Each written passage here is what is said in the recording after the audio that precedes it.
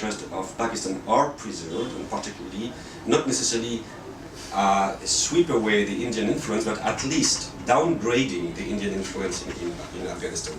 So to this extent, going on more specifically into the role for Taliban, we know that US did try to negotiate. There were talks about Qatar's involvement when they flew down to Qatar, and the Pakistan gave them visa and all those issues.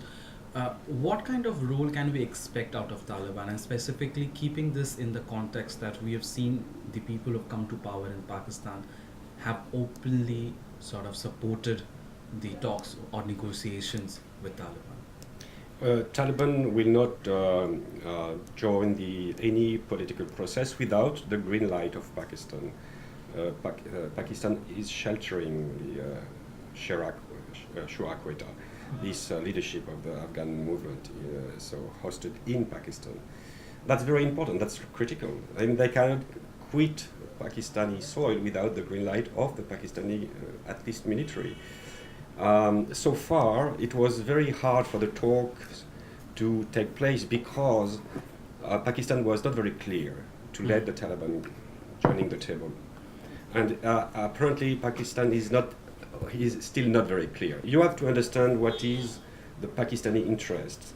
The Pakistani interest is to prevent India from taking roots in Afghanistan, because for Pakistani, any close relationship between Kabul and Delhi would be interpreted as a sort of encirclement. But tell me, I mean, this is perhaps both of you can answer, you as an outsider and you as an Indian.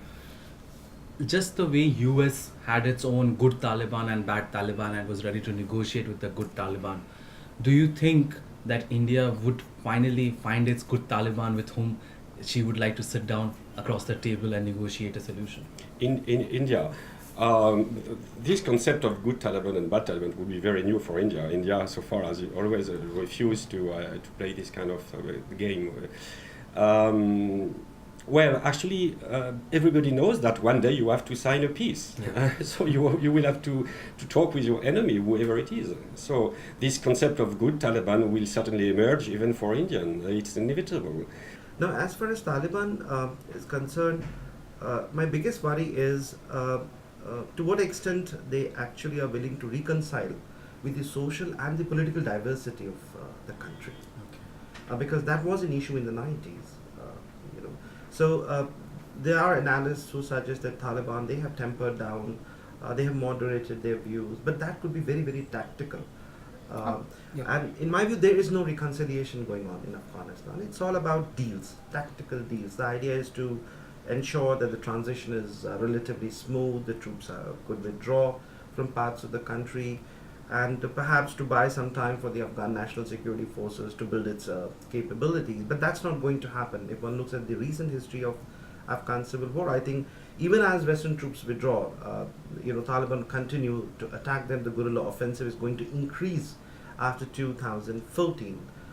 So one will have to wait. And then Taliban, it's a very generic term now. Who is a Taliban? That is a question which even Afghans are asking, when you talk. Now you have Afghan Taliban, a Pakistan Taliban. Who is a Taliban? So much would depend at what levels the so-called or the Taliban elements are integrated, and what kind of Taliban, because there are several groups within the Taliban now. There are a lot of seasonal fighters, part-time fighters. If we are talking of low-level or mid-level Taliban, then even then reintegration hasn't been much of the success, because security guarantees is normally part of the reintegration process. But there are no security guarantees for Taliban who are willing to lay down their arms, willing to be part of the political process. No, I just had a question before, perhaps Brijesh would go into the India I would like issue. to ask though, more than Indian issue, the kind of thing which we saw in Pakistan, that the Pakistan Taliban targeted couple of political parties, made sure that the ANP and others they don't go out to campaign and vote, and thereby ensured that couple of political parties which like Nawaz Sharif and all, when they came to the forefront, they have they have to acknowledge that there was a tacit help from the Pakistan Taliban to make sure that they got the number of votes that they got. Will we see a replication of this in Afghanistan? Or And just let me add to this, because I remember being briefed in Rawalpindi by the army guys when I was there, one of the things that always sort of strikes out, especially for Indians, is this division or the differentiation that they make between the people fighting this side of the line and the people fighting that side of the line. Pakistan army seems to be very clear that people who are fighting on their side of the line are their enemies, but people who are fighting on the other side, who are again are Taliban, are freedom fighters. So this sort of, now you spoke about who is Taliban, there are various elements. Is the Pakistani army also now using these divisions for its own benefits? I think, much depends on the political objectives. Pakistani Taliban, they have their own political objectives. Afghan Taliban have their own political objectives. And they do coordinate their efforts, where the interests are converging. But at the same time, they have their own defined objectives and their own turfs. To fight upon. So the thing is, Afghan Taliban, they've been talking about an emirat. They don't support the process of democracy in Afghanistan. They don't support the current constitution. But Pakistani Taliban, as you said, they supported certain groups which are favorable to them, to the Islamists in general. So they are supporting groups who are part of the democratic process in Pakistan. But that isn't the case with the Afghan Taliban. So their roles, their perceptions are greatly defined and determined by the local conditions, the local political dynamics, the local power, politics in the two countries. But of course, there are certain issues where it's difficult to differentiate between Pakistani Taliban and the Afghan Taliban, and both are predominantly Pashtun groups. Yeah. Frederick, there's also one theory which is doing rounds in the security establishment is also that once the NATO forces and all, there's a major withdrawal, the role for Pakistan would increase to such an extent that that the main focus would become Afghanistan rather than Kashmir. So what is your take on it? Would you see a less surge in militancy in Kashmir, or Pakistan try to keep both sides burning to make sure that they get political advantage out of the situation? Well, for sure. I mean, the Pakistani role will be much more important in Afghanistan post 2014. That's obvious, for the simple reason that everyone needs the Pakistani support to bring the Taliban to the negotiation table. Only Pakistan can put pressure on the Taliban. Without the Pakistani green light, nothing will happen. And as I told earlier, Pakistani green light will depend on whether they could get some security guarantees. Not to be encircled, or not to have this feeling of being encircled. So the Pakistani will play an increasing role. Does it mean that history will repeat itself?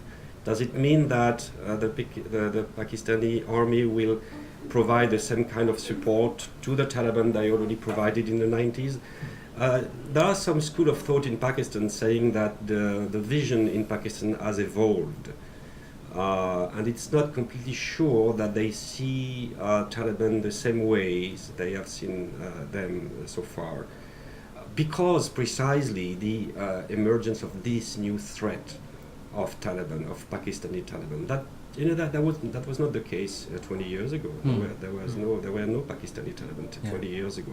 There was no internal threat coming from those circles. Everyone was looking west. Now part of the movement is looking east, and that's a very important new feature.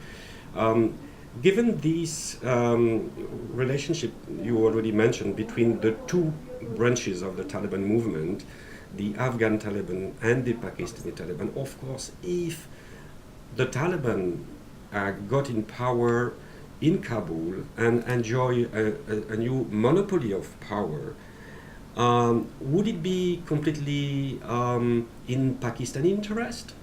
That's not sure, because the new Taliban government in Kabul could also provide support to the TTP in Pakistan. So there is the view in Pakistan that a sort of power sharing agreement would be a good solution for Pakistan, as long as, what I earlier said, these strategic interests of Pakistan are preserved, and particularly. So will Kashmir see less of infiltration? I think if Pakistan is more involved, if Pakistan has the feeling that its interest, its core interest, its existential interest are maintain in Afghanistan in this scenario, optimistic scenario? What would be the use for them to encourage a new wave of militancy in Kashmir? That's right, because you see, Brijesh, if you remember, I'd written this piece about why the Pakistani army is interested in doing trade with India. And I still remember, again, going back to the briefing that some of us who traveled to Pakistan last year got from the army establishment, was it was an evening, and I kept on asking this army spokesperson that why are you interested, and he kept on delaying it, and finally he said the fact is that they are already engaged on their western eastern border, so they would want relative peace on the east, and the other alternative once is they to get the engage, grip in Afghanistan. The other alternative is that in Afghanistan post 2014 the possibility of even American funding would go down. So they need money. So where does that money come from? The money come from if you have a better trade ties with India. So instead of keeping that burning in Kashmir, turn it into advantage and have an economic thing. And to use the exact phrase of the last spokesperson of Pakistan army, he said, greater the pie for the Pakistan economy is the greater the pie for the Pakistan army. Pakistan, Afghan, Taliban, there's something very interesting happening. And this is what probably will keep them together. This is something Pakistan military would never like to happen. That is, both are providing, as Frederick has rightly pointed out, are providing rare bases to each other. That's exactly. Yeah. Fallback options are there. So when Afghan Taliban under pressure, they anyway have their staying in Pakistan. Yeah. But now it's the reverse which is happening. I remember that's what now they were you have complaining. Pakistani Taliban sort of, they'll just move across the border. So that's what they were complaining, that each time we chase them to the Durand line, they go to other side and they're blaming the Afghan forces for doing nothing. This way, I just thought I'll make this point that we need not over exaggerate or exaggerate Pakistan's influence inside Afghanistan. I think we are dealing with a much weaker Pakistan.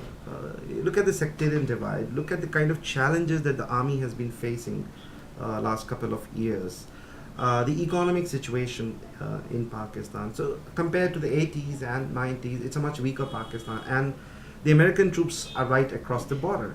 So the dynamics is completely different this time around. And Chinese, the all-weather friends, they are making investments in Pakistan. The kind of aid that the Americans provide, that certain European countries are providing, Chinese are, in my view, are not going to provide that kind of aid to Pakistan. And Pakistan is likely to remain dependent on Western aid, Afghanistan as well, for a long time to come. Chinese are, in my view, are not going to provide that kind of aid to Pakistan. And Pakistan is likely to remain dependent on Western aid, Afghanistan as well, for a long time to come.